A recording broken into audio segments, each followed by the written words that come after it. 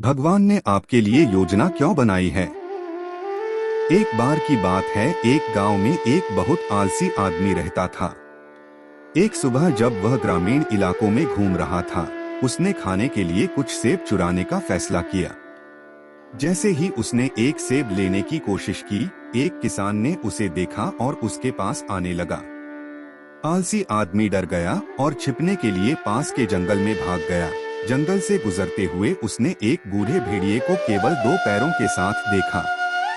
वह आदमी भटक गया कि वह भेड़िया केवल 2 पैरों के साथ कैसे जीवित था। भेड़िया न तो भाग सकता था और न ही खुद को खिला सकता था और अन्य जानवरों से खतरा था। लेकिन वह खुशी खुशी इधर उधर रेंग रहा था कि अचानक उसने देखा कि एक शेर अपने मुंह में मांस का टुकड़ा लिए भेड़िए की ओर आ रहा है। आलसी आदमी अपने आप को बचाने के लिए पेड़ पर चढ़ गया, लेकिन भेड़िया रुक गया क्योंकि वह भाग नहीं सका। लेकिन आदमी की आंखें खुली की खुली रह गईं कि कैसे शेर ने भेड़िए के लिए मांस का टुकड़ा छोड़ दिया। आलसी आदमी भगवान की लीला देखकर खुश हो गया।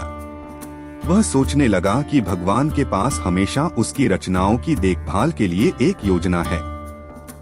तब उसे विश्वास हुआ कि ईश्वर ने उसके लिए भी कुछ योजना बनाई होगी।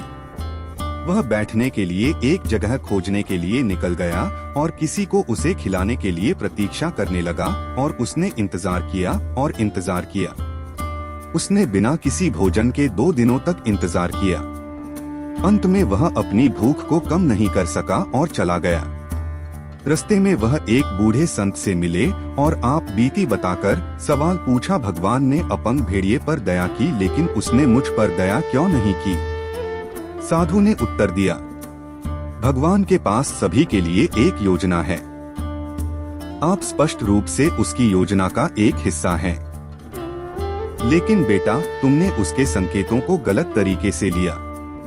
वह नहीं चाहता था कि तुम भेड़िए की तरह बनो, वह चाहता था कि तुम शेर की तरह बनो। जीवन में कभी कभी हम अपने लिए भगवान के संकेतों को पढ़ने से चूक सकते हैं और उन्हें गलत तरीके से उठा सकते हैं।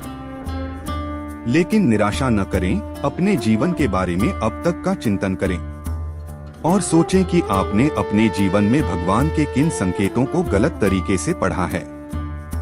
मुझे उम्मीद है कि यह कहानी आपके जीवन में अधिक खुशी और सफल पथ पर प्रकाश डाल सकती है।